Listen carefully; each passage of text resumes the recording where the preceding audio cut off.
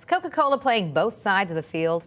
A new investigation by the Huffington Post's Sam Stein, Amanda Turkle, and Paul Blumenthal reveals that the beverage company has donated money to groups that both support and oppose strict drunk driving laws. So here's what happened. While Coca-Cola openly supported the organization Mothers Against Drunk Driving, they were also a member of a trade association who fought DUI laws that were seen as too strict. So here to tell us more about the company's tactics is Huff Post senior politics reporter Sam Stein. Sam, good morning, and can you give us some more details here about this this trade association that Coca-Cola is a part of?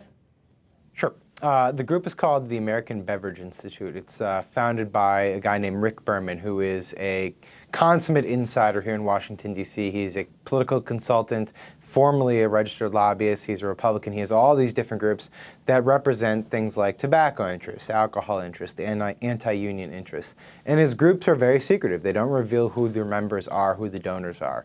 So Amanda Turkle and I were able to obtain private documents that revealed who the members of the American Beverage Institute actually were. And it's a number of top-ranking corporations, family restaurants, alcohol companies, wine companies, so on and so forth. Coca-Cola was on the list. And what was interesting to us was that in public, Coca-Cola has associated itself time and time again with Mothers Against Drunk Driving, as you mentioned. They've been for sensible, strong, anti-drunk driving laws. In private, they're a member of the American Beverage Institute, which has fought Mothers Against Drunk Driving on virtually every one of those fronts over the past 2 decades or so. Now, of course, Coca-Cola it's a big company, but did the higher-ups know that they were supporting and opposing drunk driving regulation at the same time? They told us that they were they copped to being a member of the American Beverage Institute. They said they don't partake in any specific advocacy campaign, but that's sort of a distinction without a difference. When you fund the American Beverage Institute, you can't say, I want my money to go to X, but not Y. The American Beverage Institute, they fight things like lowering the blood alcohol level for drunk driving incidents. They fight against more sobriety checkpoints. They fight against these things called interlock ignitions, which basically gives breathalyzer tests to people who have DUI records. So they fight all these different battles, and most of them are against Mothers Against Drunk Driving. So it stands to reason that Coca-Cola knew when it was partaking in the American Beverage Institute that they were playing both sides of this issue. And so who else, since the ABI does keep their members a secret, who else do we know is a part of this group? Well, we know about the names about 150 people. They claim to have 8,000 members. That seems to be an exaggeration. We have names of about 150 people. They're companies that you would largely expect. A lot of top-notch alcohol, spirits, and wine companies that wouldn't mind necessarily being associated with a group that advances alcohol's legislative interests in Washington, D.C. However, there's also about 30% or so are restaurant chains and restaurants and companies like Coca-Cola that would find this association maybe a little bit problematic. So places like TGF Fridays and PF Chang's, companies that cater to a family audience, that if the family audience knew that they were associating with the American Beverage Institute, they'd probably say, well, maybe I'm uncomfortable with that. So that's why they're kept secret. I was just going to say, why is it that they keep them secret? But does that seem like an odd strategy? It makes sense on the part of the company, right? Yeah. That it's helping them. Well, this is how American Beverage Institute. And this is how American Beverage Institute makes its name, is that they are willing, like much of Rick Berman's other organizations, they're willing to do the sort of dirty work in Washington, D.C. For the companies that pay them to do it. And the company gets to do, for a modest donation, a company like Coca-Cola can essentially help fund a group that will advance its financial interests here in Washington, D.C. without Coca-Cola's name being attached to that fight. And that's what Rick Berman does. That's how he's made his name for himself. That's how he's made a lot of money for himself. That's how politics in Washington often works. It does. But so what other kind of issues does this trade association push then that might actually be to the benefit of a company like Coca-Cola or a TGI Fridays or another restaurant chain, something that you don't automatically associate with alcohol? Yeah. Well, so if you look at things like Coca-Cola, they're not an alcohol company, but they make mixers. And, when people are serving alcohol, they're going to probably mix a couple of those drinks with Coca-Cola. And it's a big business for Coca-Cola.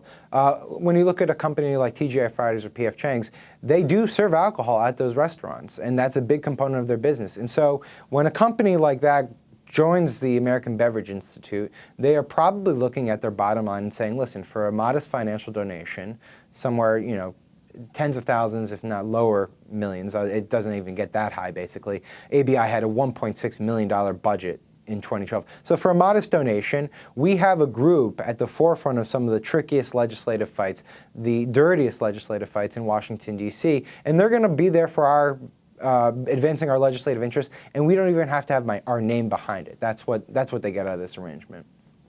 All right, Sam. Well, one of the producers just sent me this piece from Esquire. I will say it's from 2012. It was a little dated, but it was talk about mixers, maybe unlikely mixers. Perfect beach drink, the Cali Mocho, Coke and red wine.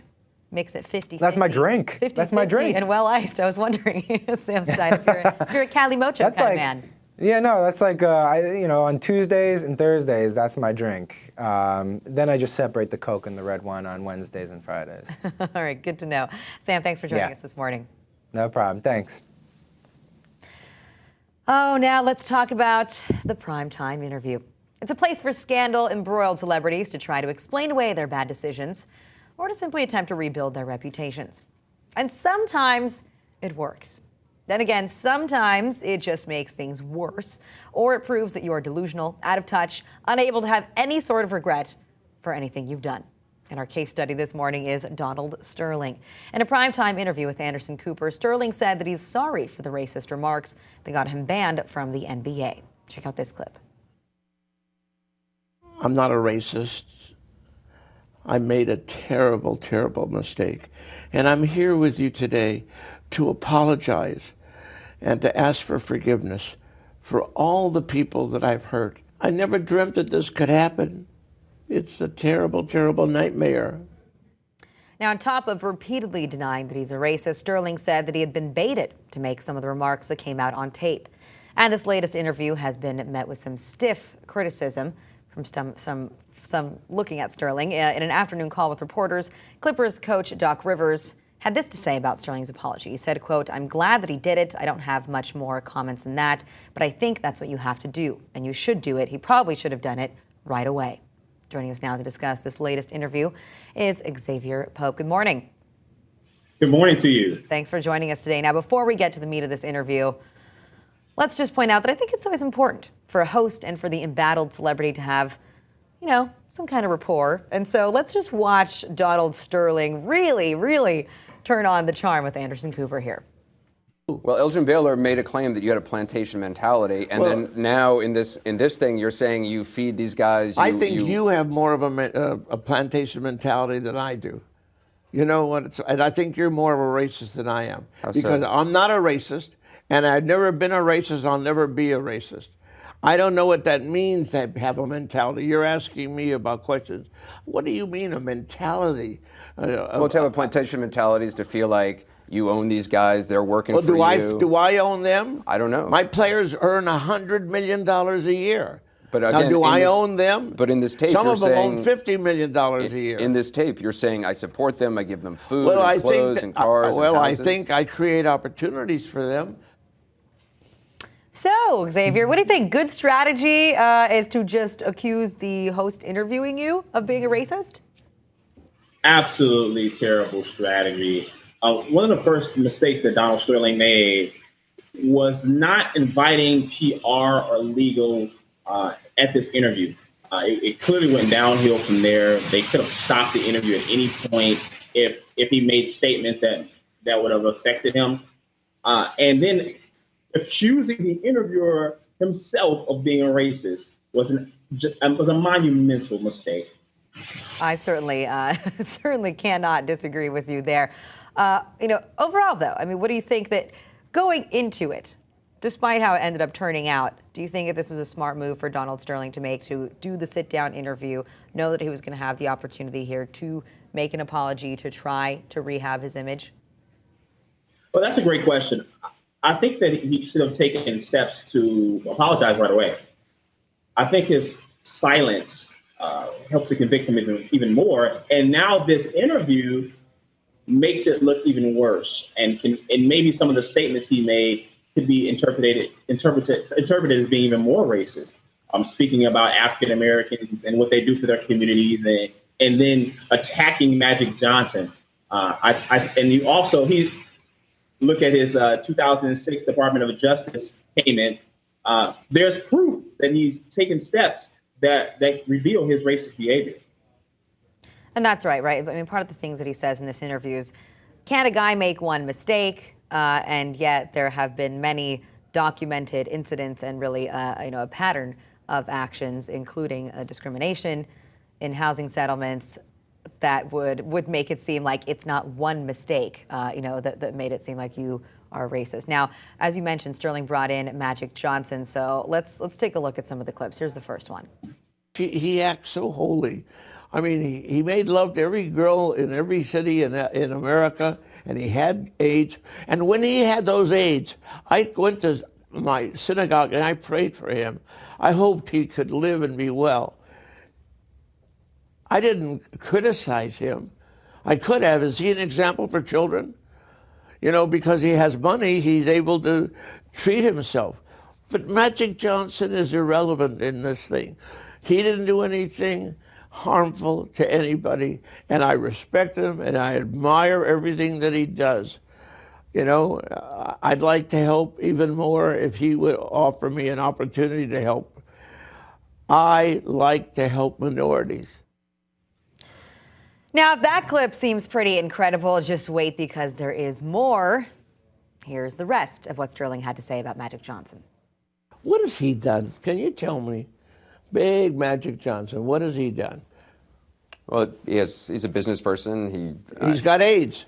Did he do any business? Did he help anybody in South LA? Well, I think he has HIV. He doesn't actually have full-blown AIDS. But. Well, what kind of a guy goes to every city, has sex with every girl, then he catches HIV? And is that someone we want to respect and tell our kids about? I think he should be ashamed of himself. I think he should go into the background. But what does he do for the black people? Doesn't do anything. I don't know where to begin. Exavier, I'm going to leave it to you. Well, he picked the wrong person that should go into the background. That he should be the one that's going to the background. And if the NBA has its say, then he will be the one going to the background. But you also have a situation that Magic Johnson, the very, very terrible words he spoke about him, potentially bring a slander suit versus Donald Sterling. He talked about not only him having AIDS, but he has HIV, but he also talked about his intent to own a team and working with the league and them working together, push him out. And I'm pretty sure that's false.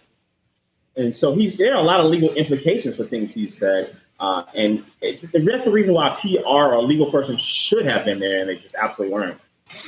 Yeah, I mean, not only did you pick a bad target to attack and criticize in Magic Johnson, but also I think that Donald Sterling just made himself seem painfully out of touch here again, and like the old grandpa that you're embarrassed of. He's like, he's got the AIDS and he's walking around with the AIDS, and Jesus, just educate yourself a little bit on public health. All right, Exavier, thank you so much for joining us today.